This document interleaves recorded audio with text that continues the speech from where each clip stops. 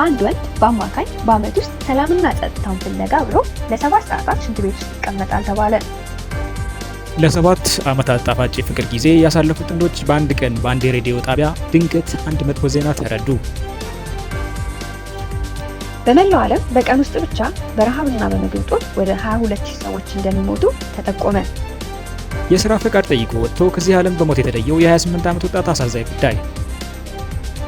በቂ እንቅልፍ አለመተኛት ከዕድሜያችን 12% እንደሚቀንስ ተገለጸ። ከወደ አሜሪካ በአዲስ ዓመት ዋዜማ ላይ አንድ በአይነቱ ለየት ያለ የልማድ ባህል።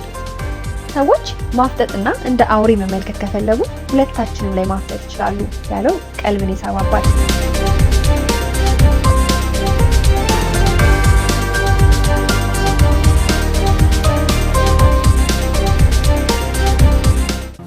ሰላም ውድ አድማጭ ተመልካቾቻችን እንኳን ወደ ሙሉጥላ ሚዲያ መጣችሁ። ይህ ከዓለም ዙሪያ አዳዲስ ክስተቶች፣ ድንቃድንቅ ክስተቶች አይኑን አስፈተው እጅን ባፍ የሚያስጭኑ መረጃዎች የሚቀርቡበት ቻናል ነው። በዚህ ቻናል በዓለም ዙሪያ የተደረጉና እየተደረጉ ያሉ አስገራሚ ክስተቶች፣ መረጃዎችን ከቀልድ ጋር እያዋዛን ቀልድንም ከቁም ነገር ጋር እያስማማን ሰው የደረሰባቸው በመላው የዚህ ዓለም ዙሪያ ሁሉ ክስተቶችን አንድ ባንድ በመከታተል ዘወትር ሐሙስ ምሽት 1 ሰዓት አሰናድተን እናቀርባለን። ውድ አድማጭ ተመልካቾቻችን ከመሸጋገሪያ በኋላ እኛ አበይት ዜናዎችን በዝርዝር ለእናንተ እናቀርባለን። እናንተ ደግሞ ከታች ያለውን የሰብስክራይብ ምልክትና የላይክ ምልክት በመንካት ሰብስክራይብ እና ላይክ በማድረግ በትዕግስት እስከ ፕሮግራማችን ፍጻሜ እንድትከታተሉን ስንል በትህትና እንጠይቃለን።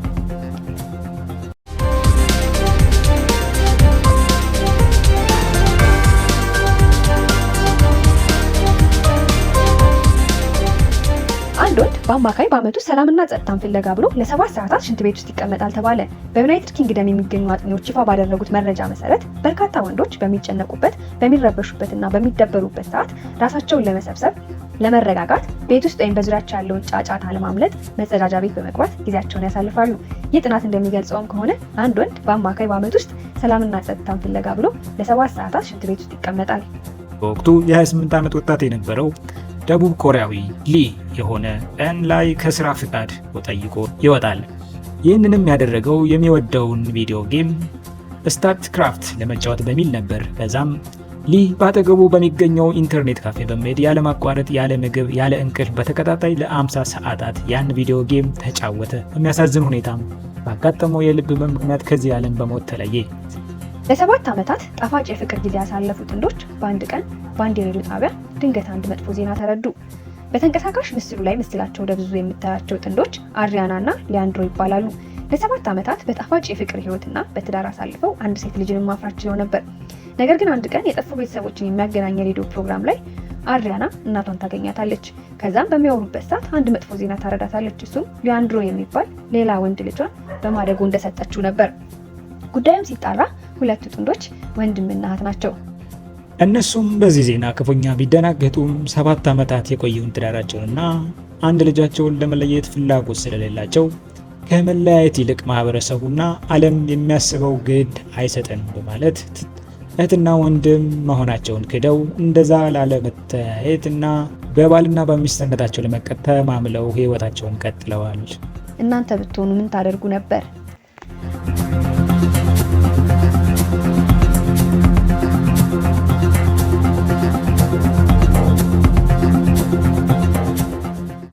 መላው ዓለም በቀን ውስጥ ብቻ በረሃብና በምግብ እጦት ወደ 22,000 ሰዎች እንደሚሞቱ ተጠቆመ።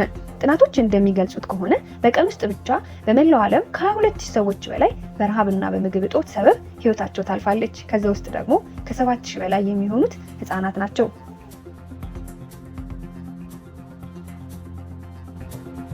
ከወደ አሜሪካ በአዲስ ዓመት ዋዜማ ላይ ዓመቱን ሙሉ ተኮራርፈው ወይም ተጣልተው የቆዩ ሰዎች ካሉ በውስጣቸው ያለውን ቂም ለማውጣት ብለው በመጠራራት እጃቸውን ብቻ በመጠቀም የሚደባደቡበት አንድ በአይነቱ ለየት ያለ የልማድ ባህል።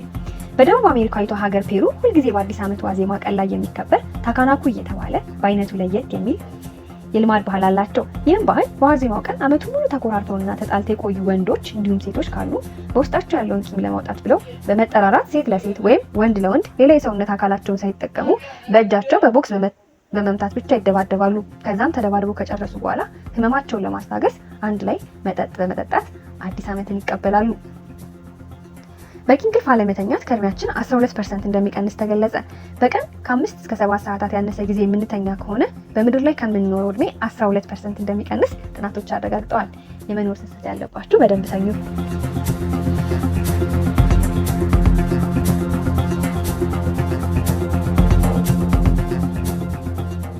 ሰዎች ማፍጠጥና እንደ አውሬ መመልከት ከፈለጉ ሁለታችንም ላይ ማፍጠጥ ይችላሉ ያለው ቀልብን የሳባባት። እንደ አውሮፓውያን አቆጣጠር 2015 ላይ ከላይ በምስሉ ላይ የምታዩት የ8 ዓመት ታዳጊ ጋብሪኤል ማርሻል አናፕላስቲክ አስትሮስቶማ በተሰኘ አደገኛ የካንሰር አይነት ይጠቃል። ከዛ ቀዶ ጥገና ማድረግ ስለነበረበት በቀኝ የጭንቅላቱ ክፍል ቀዶ ጥገና ይደረግለታል። ከቀዶ ጥገናው በኋላም አናቱ ላይ ባለው ጠባሳ ምክንያት አውሬ የሆነ እየመሰለው እንደሆነ ለአባቱ ጆሽ ይነግረዋል። ጆሽም በልጁ ሐዘን ልቡ በመነካቱ ጸጉሩን በመላጨት ጭንቅላቱ ላይ የልጁን ቁስል አይነት ንቅሳት ተነቀሰ። ለጋብርኤልም እንዲህ አለው፣ ሰዎች ማፍጠጥና እንደ አውሬ መመልከት ከፈለጉ ሁለታችንም ላይ ማፍጠጥ ይችላሉ። በሚያሳዝን ሁኔታ ጋብርኤል ከ3 ዓመታት በኋላ እንደ አውሮፓውያን አቆጣጠር 2018 ላይ ህይወቱ አልፋለች።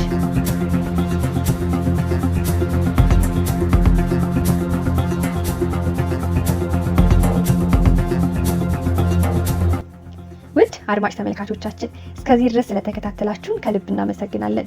መጀመሪያ ላይ ስትገቡ ሰብስክራይብ እና ላይክ ያላደረጋችሁ ካላችሁ አሁኑኑ ሰብስክራይብ እና ላይክ በማድረግ ቤተሰብ ይሁኑ። በድጋሚ እናመሰግናለን። ለዕለቱ የያዝናቸው ዜናዎች እኒ ነበሩ። እስከ ሳምንት ቸርን ሰንብት።